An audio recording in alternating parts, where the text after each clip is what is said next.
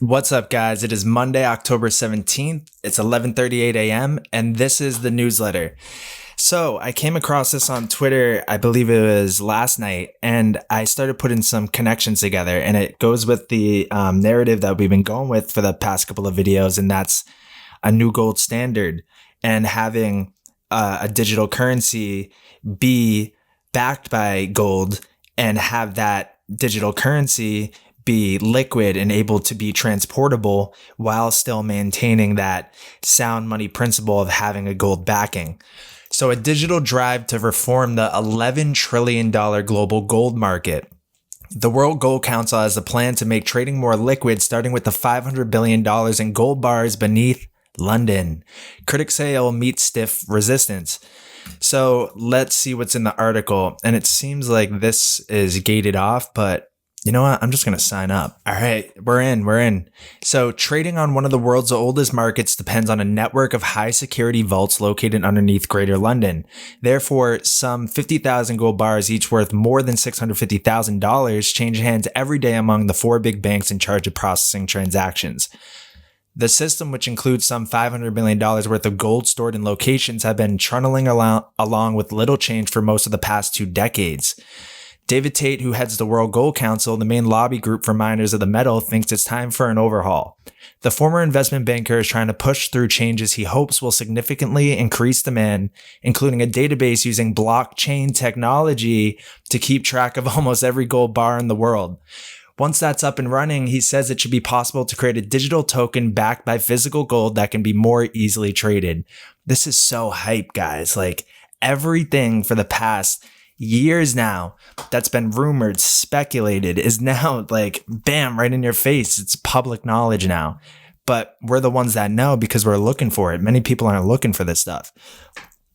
So market players gathering for a conference on October 16th are skeptical the proposed overhaul will get off the ground because previous attempts to make even small changes to the market have fallen flat.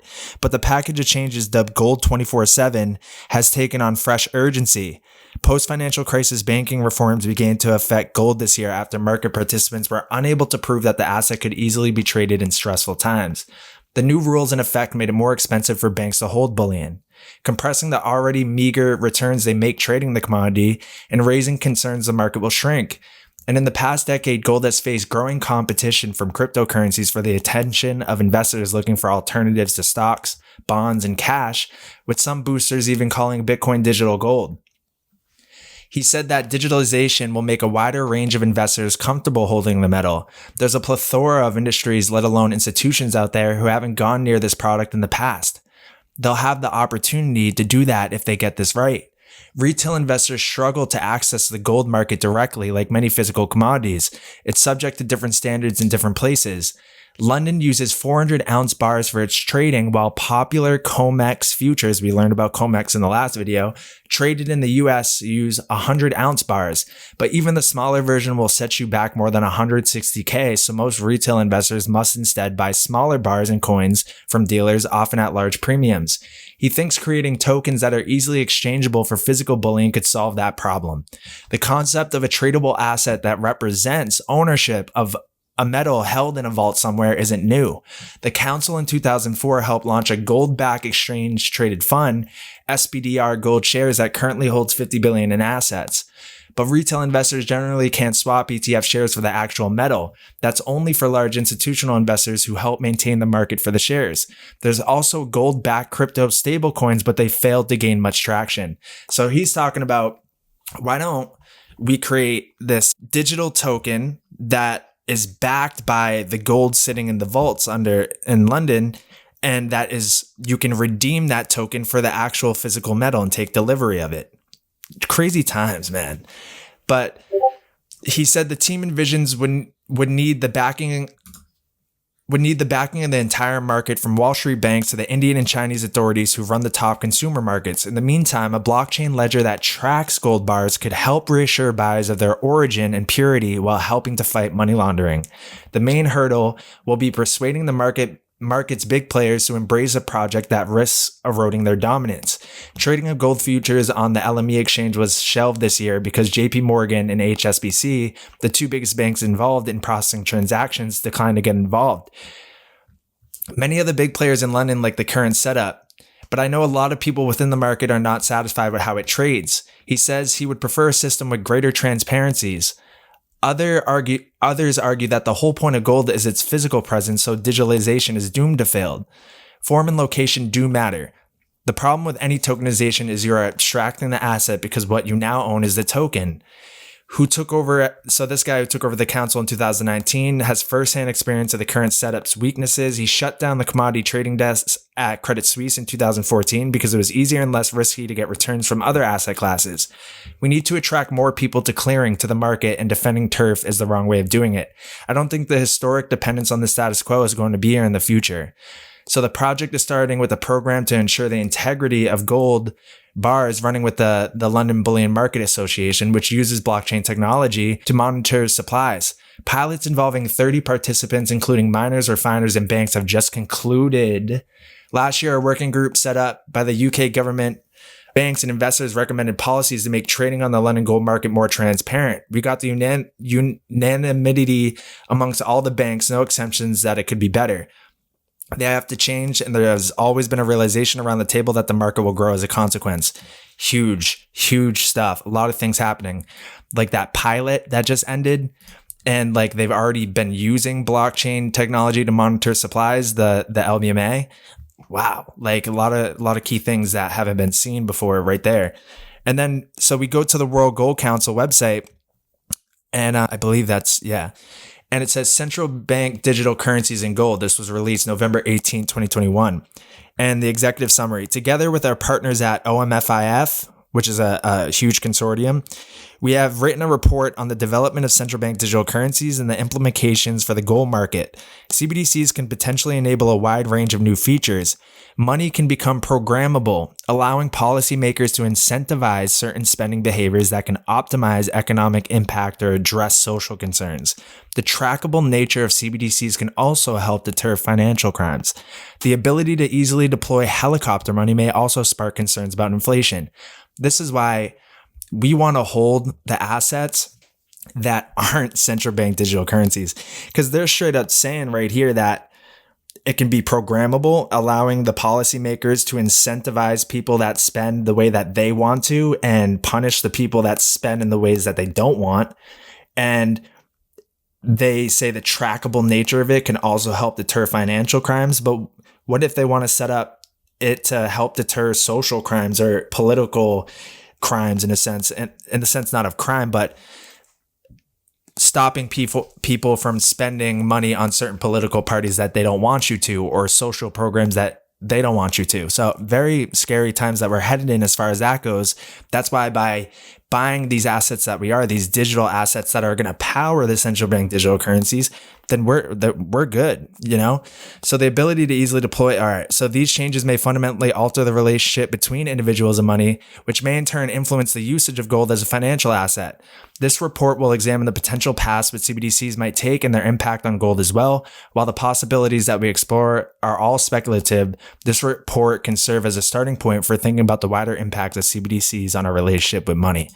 And I tried to download this report, but I had to sign up for this, and they were asking a whole bunch of info and stuff. So I was like, I'd rather not. But very interesting stuff. Then we go to the AtlanticCouncil.org CBDC tracker. We have central bank digital currencies. Scroll to explore, and you can see this is there's another website, cbdctracker.org, I believe, but this one's another one too. And it seems a little more in depth, where you can click on this and you can see the status, the use case, the architecture, underlying technology, partnerships, cross-border projects. And this is very interesting to go through. So if you guys want to go through this, let me know if you find anything. AtlanticCouncil.org/CBDC tracker. I'm not going to dive full into this right now because there's some more stuff I want to get to, but I'll definitely dive into this later and share anything if I find something new. Then we got central bank gold agreements. So on May 19, 2014, the ECB and 20 other European central banks announced the signing of the fourth central bank gold agreement. This agreement, which applies as of September 27, 2014, will last for 5 years, and the signatures have stated that they currently do not have any plans to sell a significant amount of gold. So it's like they all would sign an agreement to put a cap on the amount of gold that they can sell. And you can see, I think it's in the next one, that as market matures, central banks conclude that a formal gold agreement is no longer necessary. So they had re-signed the agreement in 2014. They do it every 5 years because you see 2004, 2009, 2014. But they didn't re-sign it back in 2019 because they believed that it's no longer needed. So signatures of the fourth central bank gold agreement no longer see need for formal agreement as market has developed and matured. Signatory central banks confirm gold remains an important element of global monetary reserves, and none of them currently has plans to sell significant amounts of gold.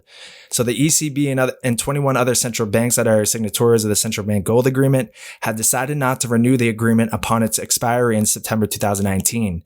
So it goes all into it. And it tells you all the banks. It's like a lot of European banks. And you can even just see gold sales within central bank gold agreements. Starting in 2012, they've been net buyers of gold. Like there was a switch that happened. You can see that they were selling tons of gold. The financial crisis happened in 2009. And then it was like, all right, we need to stack up on gold. And now we're sitting about like a decade later, and there's all this talk about coming back to a gold standard, but in a cryptocurrency type way. So I believe we're very close to the moment, you can see. And then historic gold agreements. So 1944, establishment of the IMF. 1960, central banks try to stabilize gold. 1978, the IMF attempts to write gold out of the system. So in the late 1970s, the United States led an attempt to remove gold from the international monetary system. The Second Amendment of the International Monetary Fund's articles was intended to achieve this aim by barring members from fixing their exchange rates to gold and removing the obligation on members to conduct transactions in gold at the officially mandated prices. The amendment followed the failure of previous attempts to establish a new international monetary system, including the inability of European countries to force the United States to either settle its deficit in gold or else to value the dollar against gold. Not only did the United States refuse to keep gold in the system, it then led a crusade against gold while being careful to keep a very large strategic stock of gold in its own reserve, sealed off from the outside world. Symbolizing the plan to drive gold out of the system, the IMF was instructed to dispose of 50 million ounces of its gold stock of 153 million ounces. It achieved this partly by sales to the market and partly by giving some gold to members. Ironically, this exercise had the effect of spreading gold much more widely through the international community than ever before and gave many countries a new interest in the gold market. Few countries showed an inclination to sell the gold handed to them, and in the vast majority of cases, it continues to sit on their books. So there we go. You can see that, and this is such a good website, World Gold Council. They talk about ESG and gold. They talk about, it seems like it's like the World Economic Forum for gold and commodities and stuff. So I'm going to do a deep dive into this, see if we can find anything else. But it's just interesting that they stopped this formal agreement. You can see that the central bank digital currency tracker, as well as central bank digital currencies in gold, as well as this proposal to track gold bars, blockchain technology in London and with the LBMA. And now we're talking about the Moscow World Stand and everything like that. So I'm going to keep diving into these connections. This is going to be it for the newsletter today. And I'm going to be diving into a whole lot of other things that I found and kind of separating my videos into very straightforward topics and only keeping it to one thing so I can make separate videos of these topics so we could go back to them and be like, all right, this one's about the gold. This one's about this one's about that, instead of just throwing a whole bunch of different things in one video. So that's it for today, guys. I'll see you in the Discord. If you're not in it yet, go to the link in the bio and and I'll see you there.